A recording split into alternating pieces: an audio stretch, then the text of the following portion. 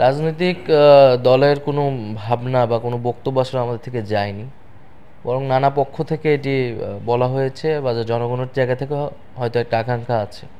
কিন্তু আমরা বলেছি যে এখন আসলে রাজনৈতিক দল গঠনের সময় নয়, এখন আসলে দেশ গঠনের সময়। আমাদের শিক্ষার্থীদের প্রতিনিধির জায়গা থেকে আমরা সরকারে আছি, আমাদের বাইরে যারা আছে তারাও কাজ করে যাচ্ছে। ফলে আমাদের একটা ন্যাশনাল যেই ইউনিটি তৈরি হয়েছে এই গণঅভ্যুত্থানকে কেন্দ্র করে, সেই ঐক্যটাকে ধরে রাখতে হবে, ধরে রেখে আমাদের দেশ গঠনের জন্য কাজ করতে হবে। যখন নির্বাচন আসবে তখন আসলে রাজনৈতিক দলের প্রশ্নটি আসবে এবং আমরা সেটি সেই সময়ের জন্যই ছেড়ে দিচ্ছি। এখন আমরা ছাত্রদের নেতৃত্বে সকলের ভিতরে ঐক্য বজায় রেখে দেশ গঠনের জন্য কাজ করতে চাচ্ছি। আর আপনার ভাবনাটা কি?